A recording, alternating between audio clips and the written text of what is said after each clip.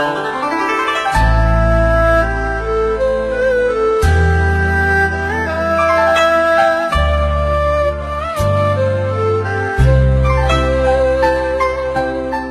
người trên thế gian đây giàu sang mới đó nhưng rồi chẳng còn lại chi.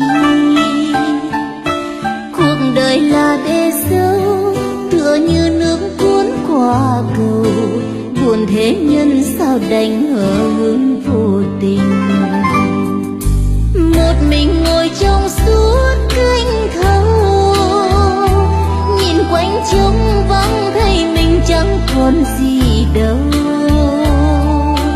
Cuộc đời tựa phù du tình như những áng mây mờ, rồi sớm mai thức dậy chỉ là mộng mơ. Một đời người nước trôi như làn mây khói, đừng nhìn đời nhỏ nhoi rồi ta trách ai. Bao nghĩa đoan tính toán xin hãy xa rời, quên hết đi hận sâu thì cuộc đời vui. Hãy quay nhìn lại mình đã sống ra sao, đừng nên trách cứ chờ vội nắn lòng buồn đau. Lời dịu dàng tặng nhau là hoa thắm chốn gian truân, vật chất trên cõi đời chỉ là phù vân.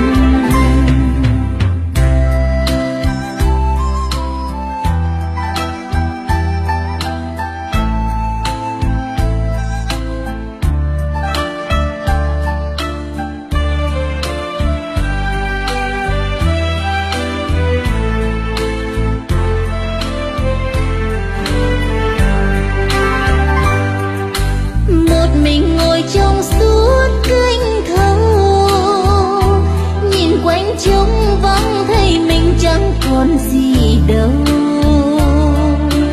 Cuộc đời tựa phù du tình như những áng mây mờ, giờ sớm mai thức dậy chỉ là mộng mơ.